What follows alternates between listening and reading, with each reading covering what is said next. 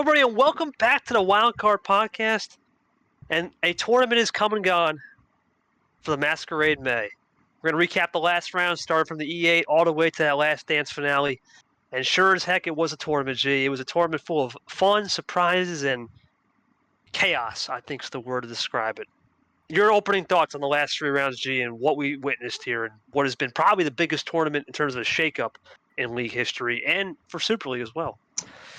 My first comment is fun is definitely the term of all time to use that because depending on who you ask, that can mean a whole lot of different things. But besides that, this has definitely been one of the most strange tournaments, I think, in some ways that we've seen so far in this league. A lot of shakeup, a lot of chaos that's kind of unfolded. Chaos that I don't think many people were expecting we'd see this season, but it's kind of returned once again. This tournament three has been both seasons kind of been like a crazy shakeup in terms of the trajectory of the league for the season. So this might be a tournament that you have to keep an eye out in the future going forward because there could be a bit of a spell of chaos when we get to this point. But a lot of shakeups. We have our third tournament winner of the season, and I'd say we just get into it because I think looking through these matchups, we'll paint a better picture of how this went down. Well, let's get into that first matchup, G. We're going to start off with Brad and Myth, and if you blink, you missed it pretty much. 22-minute series, man. That's it. 22-minute series, 8 games. This was just about two things, G. Not a single game went over 4 minutes. Right. This was all about really Brad controlling the pace at the end. Myth tried that. I don't want to call it algo hack move, but he tried the 5-carder where it worked out against Cap and it worked out against Vapor when he was down 4-2. It just bit him.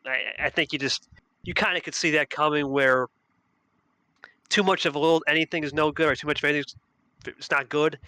I think he got overboard and overzealous with that. And you start getting overzealous with that, it would bite you. And for Brad, look, he did a good job. He built the platform in each game. Despite the 5 minutes games under, he just took care of business, man, and he moved on. Thoughts on just Brad winning and a solid run for him. You got to remember, man, this guy hadn't even sniffed any Sweet 16 before this tournament. He sniffs an E8. A lot of confidence going in the next tournament for Myth. He's definitely at an all-time high in terms of motivation for sure. Yeah, I think I said this in the last episode, but I think the way Myth's found with this new style, he's just got to run it short no matter what it is. So I think that strategy, unfortunately, kind of ended up finally backfiring here. Worked well for him throughout this tournament, but he doesn't quite get to the end with it. We'll see how Myth takes this going forward in these last two tournaments. But I think he's found something that works for him, and we'll see what he can do to adjust it to maybe make a run to the Final Four or even the final next time. We'll find out, but Brad perseveres on. He moves on to your Final Four. Gee, this next game was... This was a tough one to really commentate. There was a lot of moves that Ghost was making that I just did not understand. Couple plus 4Gs where he drew. I don't know what the experimentation was. It looked like Ghost was playing a little bit more aggressive than normal, right? And he thought, well, maybe I can keep it up. He was entering 13-0, which that usually is a sign of things to come. We all know the last guy did that, and we all know how that went out. But he just stayed the course. That's all he had to do: stay the course, stay locked in, and got the job done. I feel like Ghost lost this game more than Yoshi won. Was that a fair assessment? Because there was a lot of moves I didn't comprehend from a Ghost. That's really how I can say. What's your thoughts? This was a tough one to read for sure. I'm not really awarding a worst match award because this is the Electric 8 here, so we're kind of getting down to it. But this was a bit of a strange match, to say the least. Ghost going into this was 13-0 in the tournament games wise, so a lot of momentum riding into it, but just kind of it came out a bit strange and just showed out throughout in a really weird way. It didn't work no matter what he was looking for. So it just did not work out for Ghost. We'll have to figure out what happened there because he only won games 3 and 4, and then from there everything else was just nothing. For Yoshi, big win though. I mean, he's historically, especially last season, someone who a lot of people didn't think was able to bring it home for those crucial games. This was definitely a definition of a crucial game, and was able to get the job done here to make his first Final Four. So congratulations to Yoshi. Really has turned over a new leaf this season, and has really shown that he is someone to not mess with. So um, it's a big run for Yoshi. We'll see how he did in the Final Four, but yeah, I think for Ghost this was a good run to come back. But I mean, this is a very strange ending. I think he needs to just ditch whatever he did this match and just try to go back to what gave him success in the prior rounds. He's got that big Ashley win, G, and you get those kind of wins. That usually means you're starting to build something. So that's something you can take away. This was the most unbelievable match if you like light switching. G, I don't have a metric on this.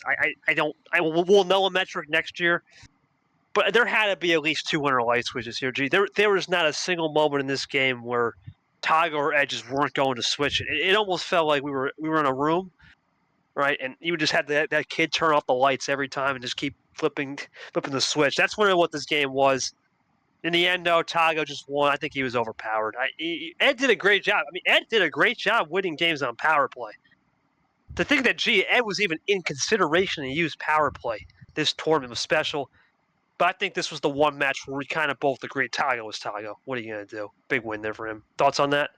Yeah, big win, but I also got to give credit to Ziemba. I mean, absolutely the Cinderella run, in my opinion, this tournament, even though he wasn't the only 14th seed to make it to the Electric 8. I mean, I think a lot of people were thinking he was someone who was going to easily get relegated into D2, but major run here in the Masquerade May. He's going to be back in D1 next year, no matter what happens, because, I mean, he got 3 wins here, so that should be more than enough to keep himself safe.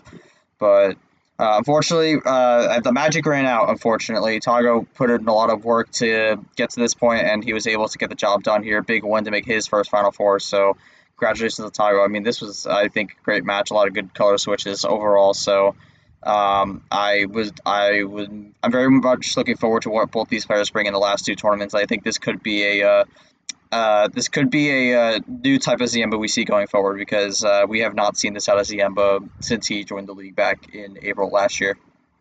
Never forget the glazed donut run, baby. His glazing donuts were unbelievable. But this next one, this was, I know we don't have a best match. This was the best match of the round. Seth Toaster, what a match. Both guys put on a show. Seth up 3-1, but Toaster guy continued to fight. This was the one game. He didn't get the card well. He didn't. It was pretty equally distributed. It was a classic.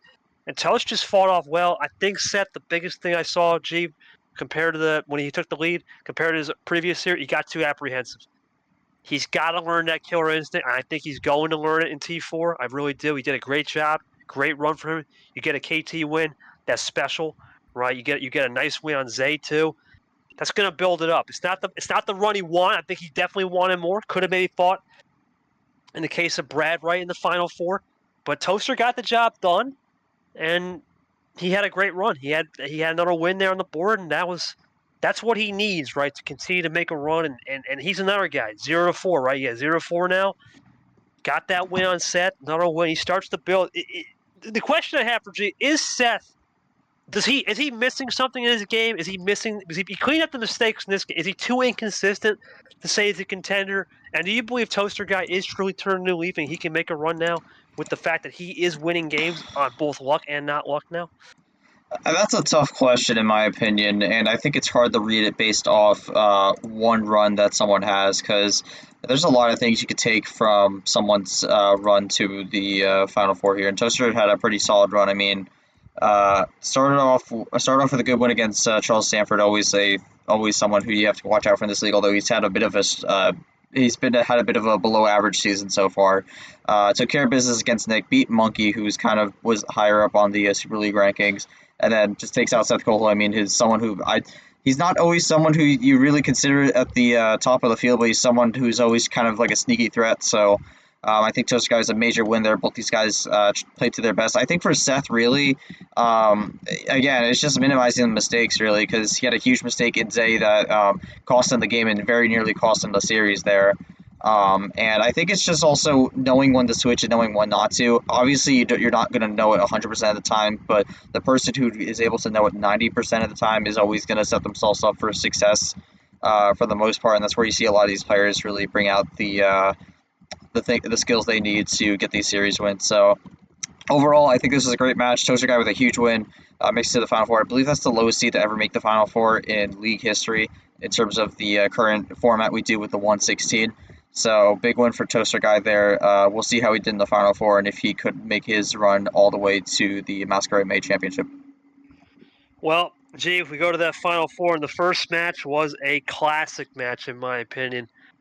Toaster Brad was a good match. It really was. You look at the way Brad had a fight, it was not guaranteed.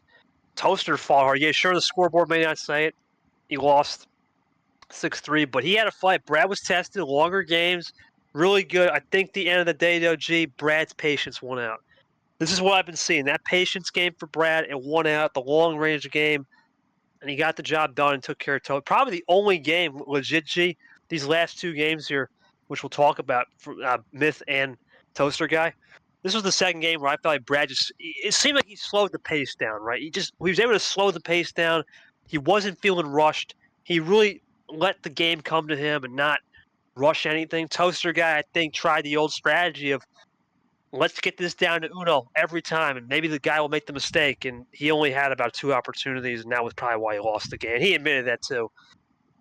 So pretty much Brad won. I don't got much to add. Great job for Brad. He makes the Last Dance finale. Big statement right there for Brad too at this rate. Yeah, I mean, for Brad, I mean, with how chaotic this tournament's been, he was one of those people who was in that Super League conversation. I believe coming into this tournament, he was ranked 12th, so he was one of the very few people who was higher up on that top 25 who was still in. So a very very big run for him, and I think I said it before. This is a tournament of opportunity for Brad. And he's absolutely taking full advantage of it. So. Big win for Brad. I mean, I know we talked about Toaster Guy before. Run came to an end here, but I think it was still a great run nonetheless. Absolute great breakout run after starting the season 0-2. I mean, it's the Kiwi energy. Kiwi energy Yes, sir. finally came into play. So we'll see how he does in the remaining 2 tournaments. I go back to the question of whether or not this is something we'll see. I mean, it's kind of hard to tell because I mean we've seen a few of our Final Four players. Some of them have stayed relatively consistent, stayed up front, and then some of them have just absolutely faded into obscurity. So we're gonna have to see if he can keep up the consistency. Not necessarily make it back to the Final Four, but maybe still make sure he's a contender, and not just losing out in the first or second round. Congratulations to Toaster Guy, man. He great run. We can kind of spoil this, because we really don't talk about it, but he did get 4th place. And this next game, was probably one of the most disappointing Final Four games I have ever seen. Too much ammo. Tago had a 5. He lost. This is why he lost the series. Game 3, Tago has 4+4s, and then mid-game says, "I'm sorry, man. I just threw."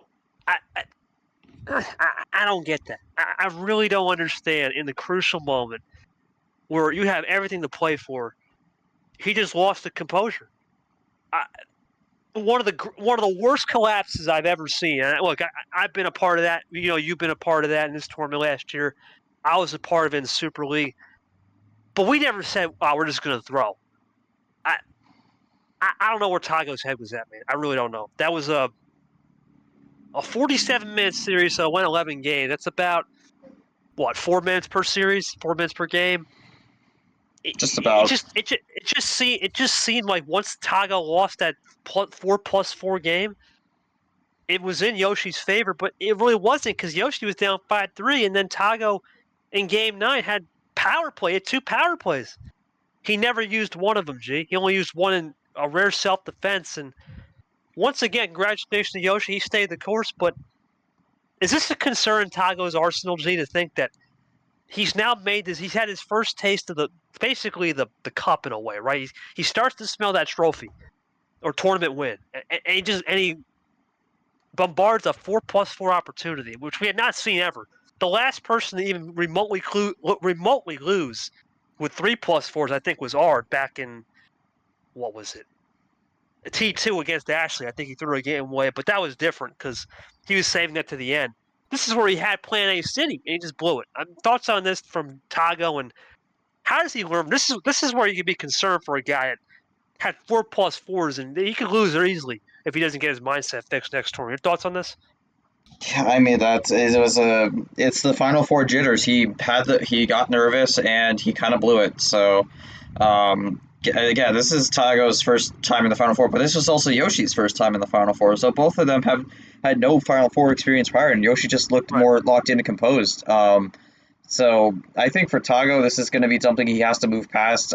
He got to the Final Four, he didn't get the job done, so be it, because we've seen some other players like Jesse Turner who have kind of just done nothing after kind of blowing a Final Four victory to potentially make the final. And I think Tago can't fall down that path for the rest of the season because he's thrown himself into Super League contention, and now he's got to stay there because first and second round exits are not going to keep him into Super League contention. So he's got to make sure he's locked in and focused going forward to just keep the runs up, maybe make another Final Four, maybe get some redemption. And congrats to Yoshi again. That's big. He makes his first finale. Right. And you look at the finales, we move quickly into that. And by the way, Tago did get the bronze. He did beat Toaster Guy, I believe, 3-1. Yeah, 3-1 in a, of course, experimental third place game like we always do. So congrats to Tago. He did get the redemption there for the bronze. But gee, this game, we had a lot of anticipation and hype, and it didn't live up to it on the scoreboard. I think Brad just he had a lot more in the tank, and you could see it. I remember vividly when he had no +4s and +2s in 3 straight games against ALP and still won. He just had more patience, and I look at this series, it had to be that game, what was it, 3? When it was 1-1 and Brad wins in 16 minutes and flushes that wow from Yoshi, the whole momentum shifted to Brad. And from there on out, he started using some Toaster Guy strats. He learned to use a couple mid strats to push the pace when he needed to. And it was just, he almost seemed destined to win that finale. Congrats to Bad Brad. Big win. He becomes the 3rd different state to win a tournament in Washington State. I know you're probably having chills with that state flag, but regardless, though, congratulations to Bad Brad. He gets the job done. Your thoughts on his overall running and Yoshi's runner-up as a silver? Yeah, that state flag. A flag is not money. But yeah, I mean, I think for Brad, I think this really just came down to the position both of these players were in. I think Brad was in a higher up stance. He felt like getting a win here would lock himself up, but he wanted to take full opportunity, and he did take full opportunity of it. I think Yoshi is just kind of like, again, I think a little bit of that last season thing where it's like the big game, and unfortunately something goes wrong and it kind of just falls out of the momentum. And I think we did see that most of it because, again, that wild switch kind of just killed everything, and then Brad just kind of ran away with it. So. Again, congratulations to Brad. Big victory there. Locks himself into Super League after being a 15 seed to start the year. So definitely someone who really showed that his seed was not what defined him. So he's going to be absolutely pleased with that. And a great run for Yoshi, too. He didn't quite get the job done, but he's absolutely shown himself to be a contender after not being ranked in the initial top 25 for the season. So he's going to have to be someone you watch out for in that bubble conversation going forward. He wasn't even in the top 30, G. I don't think he was even in the top 30. So he was way out there. He was way out in left field. All right, so big win for Brad, though. And let's talk about that Brad story, G. Let's talk about his season, right? It's been a weird one, right? Let's go all the way back to March, right? He had a really strange match with Lamas, right? I think this was the birth of the Plague Doctor. I think that was it. It was. The birth of the Plague Doctor, right? And he was down 3-1. So that's one comeback on Brad's board, and he got the job done in 7, right? And then he beat Stingray, who was also sick, and that was just a cracked out game. Right, nothing really to say there. That's 2 wins right there where he started to build it. And then Carson game, not a sick game, right? Then he started to run to these people that weren't sick, but he took care of Carson. Carson made a lot of mistakes, and that's his 3rd win on the season, and the run ends there, right? Because against me, you look at that game, he wasn't prepared, right? You even said on the podcast, he's going to run to the brick wall, and he did. But I was interested to learn what he could learn from that brick wall. And one of the most fascinating things I'll say, G, and I told him this after the finale, I remember him vividly saying, just drop your run, man. I know you have it, right? And normally when people make those kind of comments, G, I'm kind of like a crackhead, right? Normally what the hell would you say there? I said stuff like that in my head. But for the first time, I would say, G, in a long time, I was kind of intrigued by that. He knew I had the run. So I didn't judge him. I said, okay, I respect that. So now we move into April, and, well, Yeah, he lost to MG in probably one of the strangest games of all time. Had to be rescheduled, and he just got bit by the 5-card start. M never won to win the game, and okay. So now he has about a 45-day break into May, right? Mm-hmm. And this is where the story just gets absolutely absurd, right? Game 7 has zero momentum, right? Zero momentum in Game 7. You can tell he has nothing.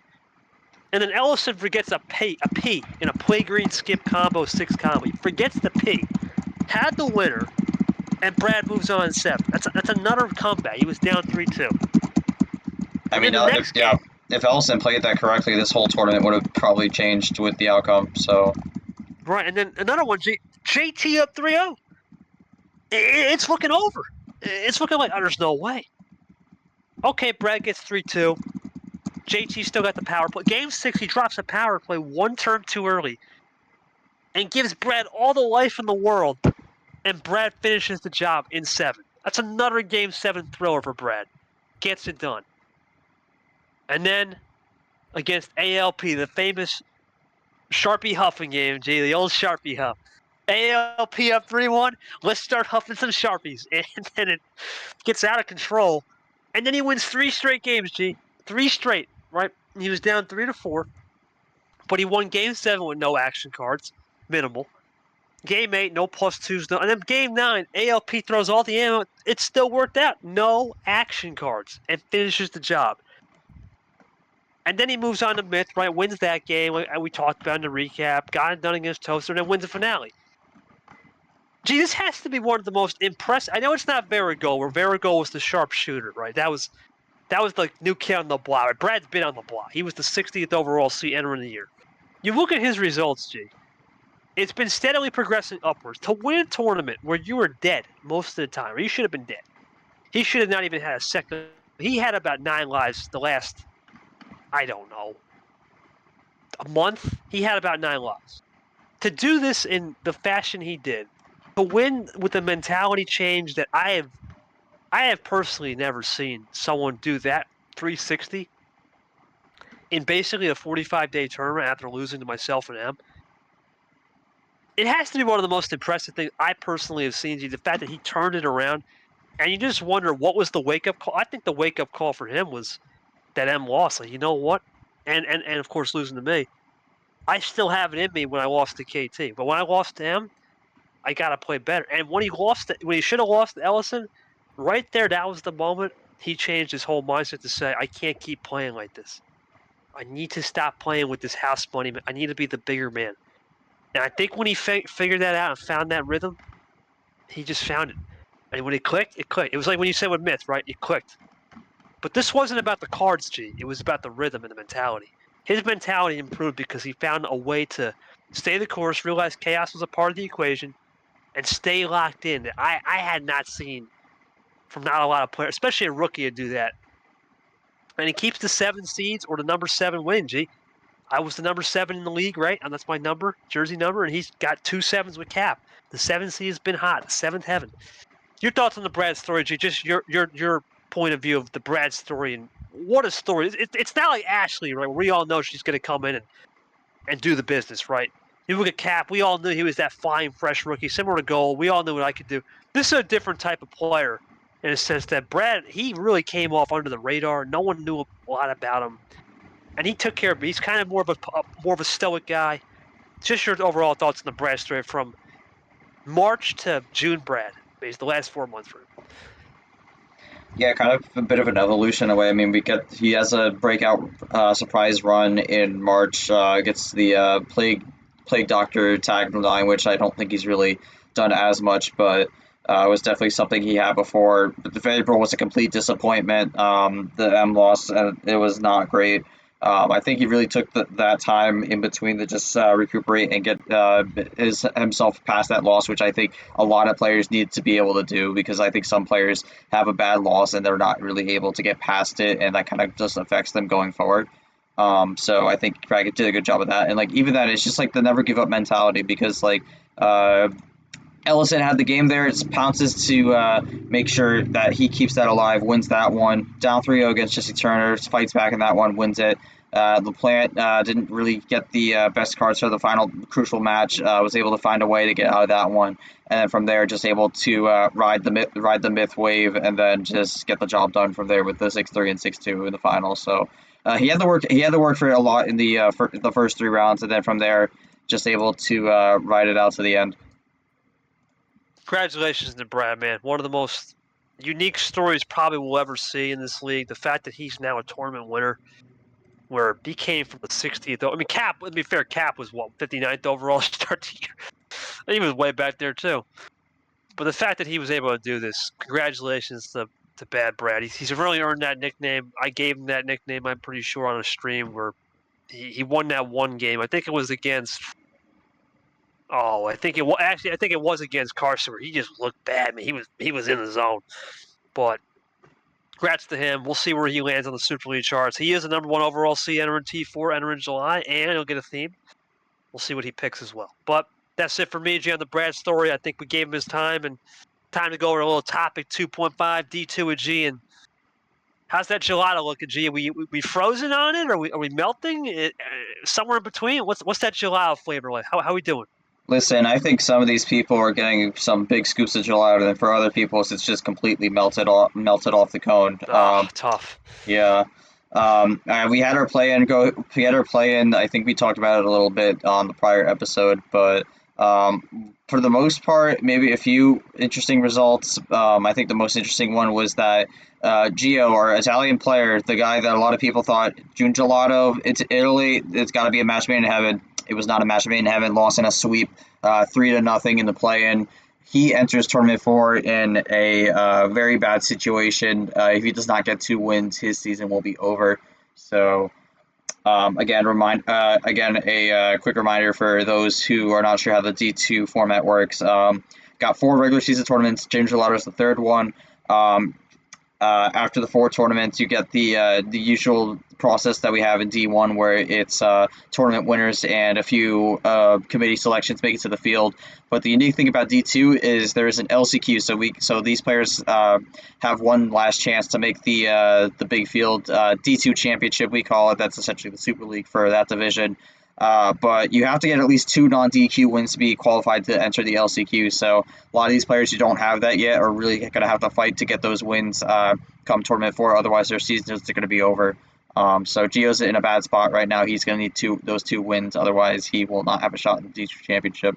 But besides that, I mean, I think most of these went by seed. Some of them, there were a few shockers here and there, but nothing too crazy. The real shockers started in the round of 32. There's going to be one that I'm going to leave for at the end, where it's going to transition into our next topic. But a lot of upsets throughout. I mean, we saw a lot of rookies show their strength. We had Jenna, who is a rookie who's really been doing very well. Beat a fellow rookie in Emmy in the play-in, and then also beat Nathan, who's shown pretty good skill in UUL in the round 32. So Jenna's looking to make a good run. We also have some players who had not great starts to the season come up big in this round. Not sure. I mean, our fellow commission member had a really rough start to the season. Only had 1 DQ win to credit for himself going into Tournament 3. Got a play-in win after being down 2-0 against Cody Goforth in the play-in, and then was able to beat Taslim in a very, very good match, 3-2. Was able to fight for that one and moved on to the round of 16 with 2 wins to his credit. And then we also have Rana, which is one of our youngest players in the league, who's apparently has now said that no one escapes the Rana, which I have no idea what she's talking about. We'll have to see how that goes, but she entered this tournament 0-2, was able to get the play-in win, and then was able to beat Omni in this upcoming round, and now faces Not Short. That's going to be a match to watch for. And we also have some other players who are just capitalizing off their prior success in past tournaments. Gon was able to move on. Luke and Retta had really bad Aprils, but they were able to get a win here to move on. They survived the upset onslaught despite having poor performances in April, so big for them. And then you also have people like Alex who are looking to get a bounce back as well, who do get it. And then you also have another player, Camaro, another one of those groups who was 0-2 going into this tournament, gets some big wins there. in the round of 16. And then we also have, besides Jenna, there's 2 other rookies in the round of 16, and that's Acel from Indonesia. That's our first Indonesia player in the league.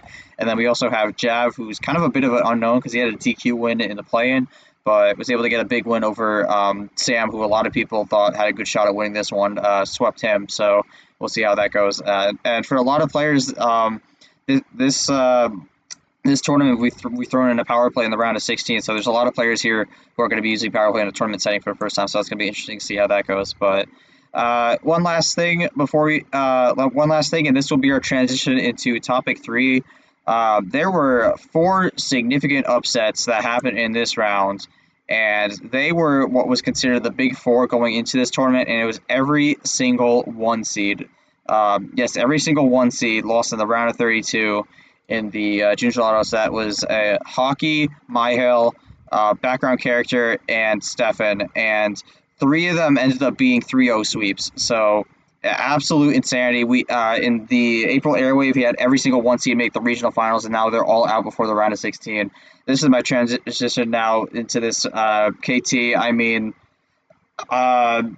it's a bit of chaos here with the 1 seeds. I mean, all the 1 seeds lost in the round of 32 across the entire league, D1 and D2. But that's going to be our next topic. But before we jump into that, any comments you want to make on the Junior Gelato so far overall, from what you've seen? Slight omission, G. Astel's from Philippines. Oh, Philippines, not Indonesia. I'm mixing that up with someone else. My apologies, but yeah, Philippines. That's our first Philippines player. Abian from Yes. Indonesia. Abian. But yeah, well, really, unfortunately, the top guys are the people I know in the 1 seed. I know Gman, he's pretty good. I think he controls the car, someone said. And I want to say we have maybe Alex, I think, is still left. He might be someone to watch. But you look at this tournament, right? Before we get to the 1 seed curse, it's wide open now, right? It's opportunity. Who can stay composed the best is going to win it. Chaos is here. You have to stay with it. There's obviously a little bit different format. You guys had that LCQ. And with the LCQ, it's 2 wins the threshold. You guys are looking at 20 people, right, already looking to get in there. And that makes things a little bit different compared to a D1 field. But you look at the tournament overall, it's just going to who stays the most composed and that doesn't threat, and that's going to win the tournament, I think, G. Now, the 1 seeds, look, we had, what was it? The 3 1 seeds were supposed to play in round 1D when they all had bye wins, right? They basically had forfeit wins. It was Payne, Eric, and then Cap was on a bye, right? So that doesn't count. Yep. I beat Allen. That was the only win in round 1. I took care, and I'll be honest with you, I probably should have lost that game. The only reason why I won that game is because he had no idea how to split the ammo. And if it wasn't for split ammo control, I think I'd probably lose that game. I had to fight tooth and nail every game. Now, if you look at these guys, a lot of them are just I'm looking at these matchup results in detail. Background losing in 10 minutes, less than 10 minutes. That's just unheard of, right? Especially, I know Background's a player who likes to do 7 or 8 card, but still, 7-minute game. It's kind of like we're talking art level right there. And that was 1 less game. So you start to wonder. Stefan was a good game, right? That went 40 minutes, and that went down to the last card. Right, that's a fair game. I think Reed improved. I think I know Reed a little bit. He's improved. I'm not going to say he's improved to the point where he's ready to win a tournament, but he's improved enough where he can build it. I mean, hell, I'm surprised by that. I didn't watch much of that, but Camaro, I didn't see much from him in testing. He tested in D1 with Sanford. I didn't see a lot. He's a very good dude, though. I know he's a big big guy to use the ammo early, so maybe he got on top of it. That's all I could think of. And who's the Hockey? Hockey's. I honestly, I did say in the predictions, watch Ace because Hockey plays this very cracked out style where it's very fast, and when you play extremely fast, sometimes it can bite you, and you just wonder what that 9-minute game did it bite Hockey. But regardless, the fact is a lot of the people that lost, it wasn't it, right? You look at Ashley had nothing right against Go. It was a sweep. DJ Avian was very close, I will say. I think Avian just had the top deck Kevin in game 5 and 6. DJ really hung in there. I'll give him credit in round 2. And then the other 2 1 seeds, well, Cap, he just got torched. I mean, but part of it you could have said self-inflicted, but he didn't even went to 5 and 6. He went upper tier, and he got torched. And at the end of the day, I just needed one wild card. I was one turn away every game, and I can accept that. If I can go one turn away without any formidable wild card, where I only had I think one the whole series, I can accept. I don't need much ammo to win games. You know this too. You see me play. I don't need much. I just need a little bit. I just need that wild card. Similar to Ashley, we both kind of need that wild card to cook. We just never got it right, and Seth did a great job. Is there a 1C curse going on? I don't really believe that it's a curse, because think about this: all the 3Cs were pretty much wiped, right? At least with they were all wiped. Right? At least you had some some. What was it? How many 3Cs moved on? G and D2? Was it? I mean, for 3 seeds, I mean, 1, 2. It's a little bit It different, was right? 2. It was 2. So, okay, so we just had Caesar move on to the second round, and he lost to ALP. Is there such thing as a curse? Maybe. Is there a little bit of car luck that comes into play?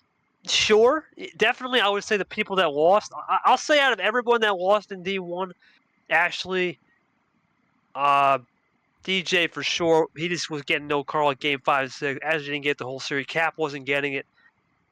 I just needed one. I just needed one. I wouldn't say my loss was car. I just needed one card.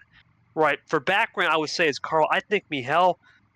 I don't believe it was Carla. I think it was just a little bit more of kind of wasn't prepared for the fight, but still fought hard, right? You got to give credit. Hockey, I don't know, G. I didn't watch this game. It's hard. I did say Aso could get this to 5. I thought Hockey would win, right? I'm surprised. I'll eat my crow. I said background 3-0 for sure. I ate my crow on that. I was surprised on that. But then you look at 7 minutes. Right. Is a 7-minute game really a game where I could say vividly, all right, they just got outplayed? No. I mean, it's like the same thing with Artago. He had, 24 cards out of 25 with all numbered? You can't do much there. It's just unfortunate, right? And, I mean, congratulations to the guys that got the upset. We'll see if it rolls on and continues. You know, maybe it does, G. Maybe I'll eat some more crow here and say they deserve to be here. Do I think all of them deserve to be here? Yes, in the moment, but are they going to continue to sustain that? We're going to find out, right? Because if you look at how the 8-9 seeds did, if we're just kind of comparing in D1, only guy that made it 8 or 9 was, I believe, well, actually 2 9. I don't think any 8s made it, right? Yeah, 0 8s, other than Ghost, and we had 2 9s. So there was mentality there. There definitely was there. But then those guys ran to more superior opponents, I think, at the end. Toaster guy was a skill win. Myth ran to Brad, right? You look at who was the other one? Yoshi. Ghost is self-inflicted. That was self-inflicted on him. We'll see. And if you look at this bracket here, just looking at this bracket for D2, you look at some of these matchups. Do I think White Spire can beat Rune? Yeah, 100%. Why? Because Rune is a player that has more that OG, can switch it up to high when need to, but kind of unpredictability on ammo control. Do I think? Yeah. Who else was a big upset? Do I think? Let me see. Just trying to compare. Do I think Ace can be? Yeah, absolutely. Right? Why? Because you look at Alex. We know he's locked in. We know he's a cracked out character, but you start to wonder if you're too cracked out for a game. Do you start getting in your head? I think Alex will be ready. Personally, I think he will win that game. I could eat my words, but I think he should win that game. But you never know, right? You can't underestimate anybody. Ace could be someone to watch. Camaro is probably the one I'm more curious about, G. I don't know. I don't know if this is for real or he's ready for the challenge. That is, who's he playing? Chloro. Chloro's a very Chloro, interesting. yeah. Chloro's an interesting character, right? It could be a time zone change. We'll see. I think he's the one I have to watch to see if he actually sustained it. Ryan Reed, I think, has got the best opportunity, G, in my opinion. Out of all the 8-9s that got I think he has the best. And here's why. Because Goldie is a player that has a lot of cracks, right? Can leave cracks open. Ryan Reed is more interested in just playing this game a little bit more to the core, and he can play a little bit more sensible. I think if he gets past, especially since that region was Sky Jenna, Sky Jenna, yeah. Reed could definitely beat Sky or Jenna. I definitely think I think he can do it. He's probably the one I would watch. But the question for Reed is, does he know how power play works, right? And then there's power play. So that's my outlook on this. As far as do I think we go back to, is there a 1C curse? Does it exist? Okay. But if you look at the game from a more introspective level, some of it in just D1 was just hosing, and some of it in D2 was just hosing. And I would say the only two games that I just weren't hosings were probably my game where I wasn't hosed. I lost every game. I was one turn away, right? And I don't know if that's a hosing. I would, and the same thing could be said for DJ. I think he wasn't hosed the first 4. He just got unlucky the last 2, right? He was hanging in there. And then for this, I think background was a hosing for sure because 7 minutes is hard to read. Do I think Hockey could have played better? Sure, but he's unpredictable. Stefan sure wasn't. That game was long. That seemed fair. And then who's the other one? I'm sorry, Jim. It was Mihail. Mihail. I mean, Mihail. Mihail could have been a hosing. It could have been. I mean, it could have been. The way I look at it, look at the way the rhythm. I'm looking back at this game. There were times where I could see where he just wasn't getting the cards. Understandable. It's hard to say there's a curse cheat because I don't know if I want to say there's a complete curse because that just sounds wrong. I think this could be open up to a bigger conversation about this tournament 3. I mean, I don't know if there's like a curse specifically for like a specific line, but I mean, this is the second T3 in a row where we've seen a line completely collapse, and this time it was across the entire league because last year we saw the entire 3 line collapse in this tournament, and then now this year we saw the 1 seeds go 0-8 in this round. So I feel like I personally think there's some voodoo going on. You have to wonder for a lot of these guys who are in the upper part of the bracket come 2025, if you've got to be like a little bit concerned going into this one because there could be something going on with that because you just don't see 0-8, especially with the 1 seeds. That's just unheard of. Yeah, basically the 1 seed. There's only one person that won actual game, and that was me. And I'll be honest with you, I don't think I should have won that game again. I mean, if he just figured out ammo control, if he figured out split ammo, I would have lost, right? So I don't know what to say. I don't know. Next year's a different topic, Reggie. Let's face it, with the new bot, who knows, right? New regulation coming. That's if you get hosing next year, it's almost on you with the amount of data we're giving you. We'll talk about that in our episode. It's more going to be on you next year, I feel like. But for this year, look, the bot's been a little interesting. The new meta, we talked about this, has been short. I understand that. I want to see the consistency. If this happens again, T4, where both T4s have 1 stage just losing, all right, then there's a problem, right? There might actually be a legit problem where it's maybe it ain't the player. Maybe there is something in the water, for sure. We'll hold off on it because last year I don't even remember. I think Ard was a 3C last year in T3. The 3 seeds last year were Ard, Eli. Eli was definitely one of them. And then let me pull this up here because I do actually have this bracket up. It was Ard, Eli. Well, that's the side. I remember you doing a sweep down for this. Yes, Ard, Eli, Dark Rain, and Fitzwater. Oh. Okay, 3 out of the 4, I think we're going to lose that game, honest to God. We see with Fitzwater, it's not working for Fitz, right? Fitzwater, I don't know what happened. Dark, I'm surprised lost, but I'm not. I think, who did he lose to? Yoshi? Dark lost to, yes, it was Yoshi. 4-1. And Art, I think, made a self-inflicted mistake, and he didn't use power play on Vapor, if I'm not mistaken. I believe that was right. And then I was on vacation. And then who's the other one? Eli just... That was the one I thought would win against Varigold, but he wasn't playing his best. And that's where things just started to go south, right? He knows it. So realistically, I think that was a little bit... I think that was more player, right? The players made mistakes. This was a little bit more...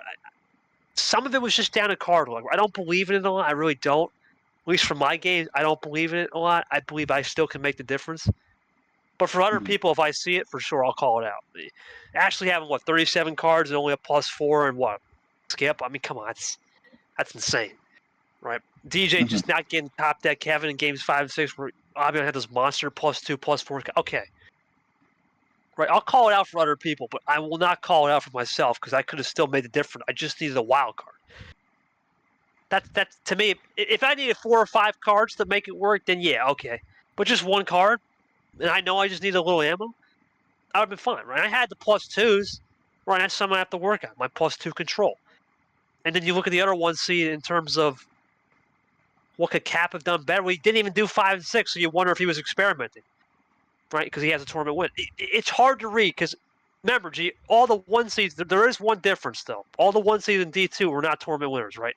They Mhm. were all fighting. They're all fighting and scrapping. Could it be complacency? You think about sports psychology. Oh, we're at the top. There's no Tapir. Did they get comfortable thinking they were the best left? I don't know. I don't want to think that. But you start to wonder that too. There's always that Tapir factor. He went 10-0 and 42 and something, Mhm. 18. Right, he's not there, so maybe they got a little comfortable. Who knows? In D1, no one was comfortable. Right, DJ couldn't have been comfortable. He got gifted that 1 seed in a way. Right? We wanted to see what he could do. Ashley was kind of comfortable, but not really. In a sense, she still needed to win some games, but at 10 wins on the season, probably safe. And then you got, of course, you always got to think in the back of your mind, Cap is going to find a way to experience. I know he doesn't say it. Right, he felt comfortable into the match saying, hey, whatever happens, I'm locked in. I'm always going to try to test some things, right? Even if I don't win, I'm going to test some things and just see what's going on, right? So it could have been the perfect storm. It could have been where we just had guys that were complacent a little bit at the top, and they were like, okay. You have to factor that in too, and then there were just instances where the bot just screwed people, right? And I'm not going to call it for my game. I'm going to call it for other games when I see it and say, you know what? Maybe it's just unlucky. And let's see if this happens next tournament, right? Now, next Mhm. tournament, we have to keep an asterisk, though, G, because T4 is the last tournament in D2. Right? It's the last regular. That's an asterisk. The reason why it's an asterisk is because we saw what happened last year. Desperate times call for what? Desperate measures. And desperate measures, G, that's a scary precedent, right? We've never seen a D2 tournament where we start have desperate measures come into play where it's do or die. So I wonder what it's going to be. But it's a little bit different, right? Because the LCQ is always the thing you're shooting for. Mhm. I'm going to leave it at this, G. This is my final verdict on this. There's no curse. I don't believe in curses in the sense that it's just one-time thing, right? This is a one. I know because we had different lines. We had 3C line last year. I think that was more player-induced. Okay, the 1 seeds all lost, except for myself that one game, and the forfeits don't count in D1, right? They all round 1 forfeits. We're going to call this as we're going to chalk this up to as it happens a one-off, but if it happens again, then there's something in the water. I think that's the best thing I could say, right? To be an optimist here. Yep. It happened. We have to move on. And if it happens again as a trend, then there's something in the water. And you wonder, is it down to the sports psychology of is the player getting too complacent? Is the bot just screwy? Or is it a little bit of both? Or is it the ultimate where the season's almost over and we have the right guys at the 1 seed and they're just going to experiment a little? I don't know. I believe we want to ditch that theory because of the double buys and whatnot in D1. And for D2, I'm not sure what the format will be in D2 with the top guys, right? In the sense that I would think they don't experiment. They don't know any better. But you don't know, right? We don't know. I don't think they're going to experiment, but you just don't know what's going to happen in T4, right? We don't have the data to prove it. I don't think those guys are going to be as crafty as a captain, right? Right? Are they going to be crafty as a captain? Probably not. Cap knows how to do it. I know how to do it. Brad, I don't think will. I think he'll send it. But the point is, I'm going to chalk it up as a one-off, and if it happens again, there's a trend, and then there's something in the water, and we have to evaluate. It's that simple, G. Now I want your take on this because I've spewed my 15 minutes. Yeah, I mean, like, I'm thinking this, like, one, it happens, two, it could just be a coincidence. I'm thinking if something happens next year where the line collapses, it doesn't necessarily have to be the one line. It could be, like, the two or the four, maybe. Although I guess four is a little bit different because I'm not sure what the seating situation is going to look like for D2 next season. But, I mean, if this happens again with, like, a top four seed, I mean, I think that's, we say, where three's a pattern. We got to really take a look at seeing what's going on with that. Because I think there is a possibility of the voodoo there, but I don't know if we have enough of a sample size. A sample size of two, I don't know if is enough to come to the conclusion there's a bit of a voodoo. But I do think players are going to have to keep an eye out coming tournament three to try and try to avoid the curse that might be happening right now. So I think for this one, I think there's a pattern that could be formatting itself, but for right now, I think it's just gonna have to be jury still out on this one. We'll have to see how it goes next season. How it goes next season. Right now, G, I'm going to call this a pop-up. We're in the summer. It's a pop-up thunderstorm. That's really what it is, right? A couple good old cells from the west started to brew out there. Let's go near Gloucester County or something. It's starting to brew up there, and it's starting to hit us, right? It just hit us, right? It was a small cell. Now, if we get more cells because the higher starts to rise and you get a cold front coming through and it basically occludes, it's called an occluded front, then yeah, then we got a problem, right? Then there's an actual cell system that's brewing, and I'm not sure if that's the way to go, right? In a sense, to say, hey, you know what? It's not. It's if it happens again, I say, all right, you know what, G? It's just down at the player. All good. Well, no, that I can't say because if it happens again, there's a trend, and then when there's a trend, we need to investigate what's going on. Because if we just say, okay, well, no, it's just a trend, or okay, well, it's the player, then we don't have data. We need to find the data. We need to see what's going on, and we will move from there. Right? I don't want to be talking about this. It's not the most fun thing to talk about, but we have to address it because it is very rare to see the one line. Because in most sports, right? In most sports, when a 1 seed collapses, it comes down to the team, right? Unless you're playing tennis or golf, right? Where then it's down to you. That's like a different system. That's a different system, though. When it's down to when a top seed collapses or a top team collapses, right? Emperors fall every certain amount of years. Dynasties are created and they fall and they rise hard. There's no dynasties in this league anymore, G, right?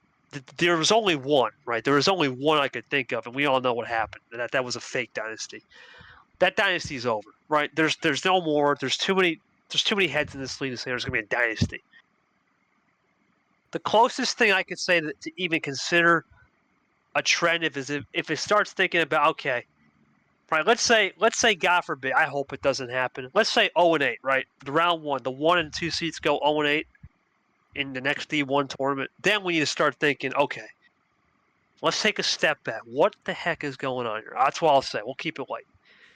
Because then we need to start thinking, all right, well, if 1 and 2 seeds are starting to collapse, right? Then that's a dangerous precedent because you know what's going to happen, G. Do I want to be a 1 or 2 seed entering Super League? That's where things can get really dangerous in my. Then you start. It's not point shaving, but it's seed shaving, and that's. Oh, let's find the magic seed, right? Because last year everyone said the 6th seed was magic. It was, until it wasn't. I don't want to see seed shaving going on, but you have to start considering that. If 1 and 2 seeds just don't win, for example, or 3 seed doesn't work, is 4 the lucky number? Do I want to be in the group stage? Do I want to be in LCQ? Is that better to come from nowhere to somewhere? Do I want to be a road team? I don't want to think about that because that can get down a dangerous rabbit hole. You know it too, G, because we've had those conversations last year about the magic ticket, and I don't want to think that comes back, but I don't know. The bot really will just determine that, and the player as well. It's 50-50. The 50% bot, 50% player. That's why I believe it. Right now, I'll chalk it up to about 80% bot. Right? The bot, it was on something. We saw Tygo get 4+. We saw certain people get hands. Even background White, when I was watching that game, White was getting these insane hands. And it's like, man, 3 wilds off the start. Like, what? That's pretty insane. But I just want to see more data. We'll leave it at that. We'll see. We want to see more data from this next tournament D1. We got a 2-week break. We'll see what happens July 8th. When we roll it again. When we reset it, and we'll see if there's actual some, blood in the water. We'll find out. But anything to add on that last topic, G, or you want to move on to the last one? Yeah, I think that's good. I think that was an important topic to talk about, but I think we could just jump into the last one, just previewing Tournament 4 and what's to come here.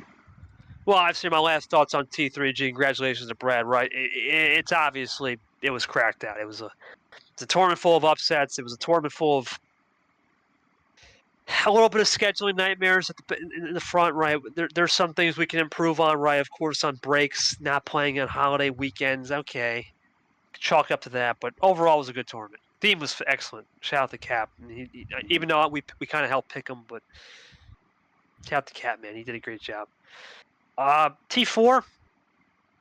Look, what I think is desperation is going to come. Obviously, we don't have a Super League list, but once people start seeing where they're at, we're going to start becoming more desperate. We saw in T5 last year, desperation kicked in, and yeah, you look at T4. I look at the people that have no wins, there's a relegation battle, right? You're unfortunately a part of that. But you're also can be on the other end. You might have some positivity going in and say, look, Ed was 0 wins, Toaster was 0 wins, Smith was what 1 win. Look what happened. I can make a run. You're not out of it, G, right? And that's the beautiful thing about this. You're not out of it till you're out of it. And I think it could come down to the last card in T5, like we saw with Clay last year. It came down to the last series, but we had pretty much nine people pretty much were in.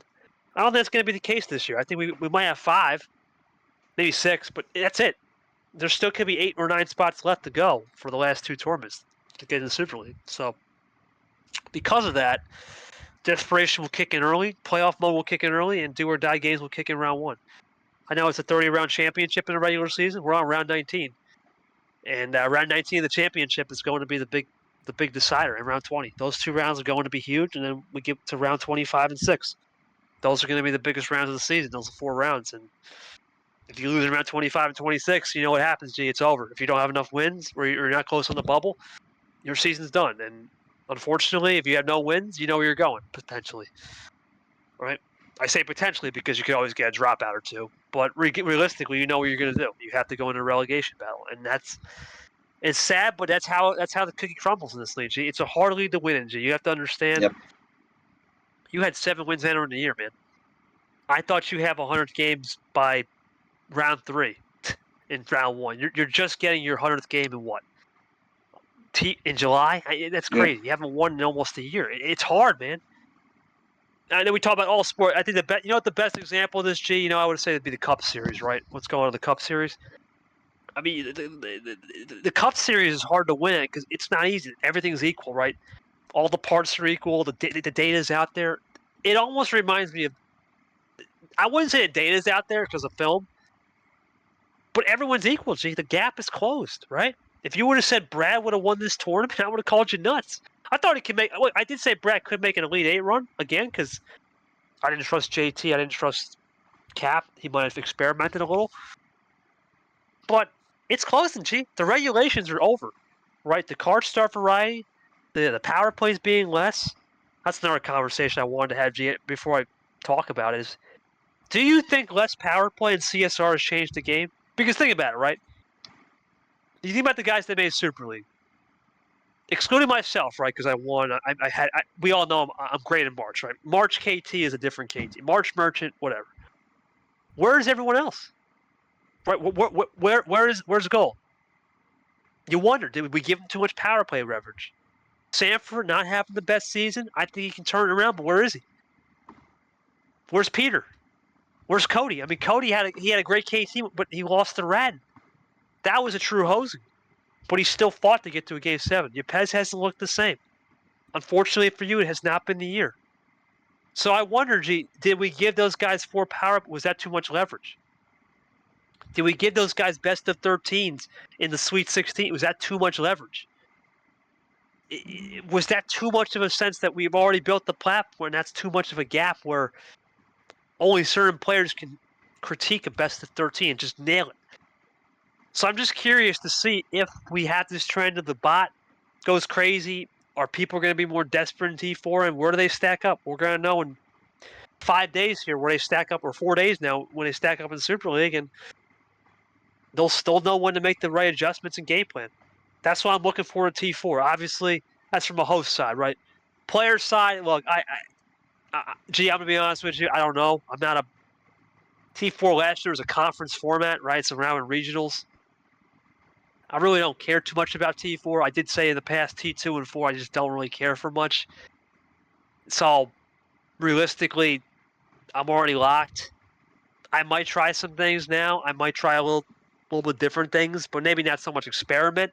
But I'll try some things. But I'm still going to try to get that double buy. At this rate, I kind of need it, right? Because you don't know you're not guaranteed to win anymore, right? In this league, it's so crazy. So I'll go for the double buy and we'll go from there, right? We'll talk about T4. There's a couple big storylines entering, more than just Brad winning, right? So we'll see. That's why I think from a host side, I think it'll be great. I think we got some cool things planned, and then from a player side, I'll go into it, open-minded and kind of just see where it lies, right? It's all you can really do. I mean, no matter what happens, G, I'm locked in, right? So I got house money. I can't use this as a simulator. T5, I'll use that as the simulator, right? I'll simulate Super League with T5. I'm going to simulate for sure.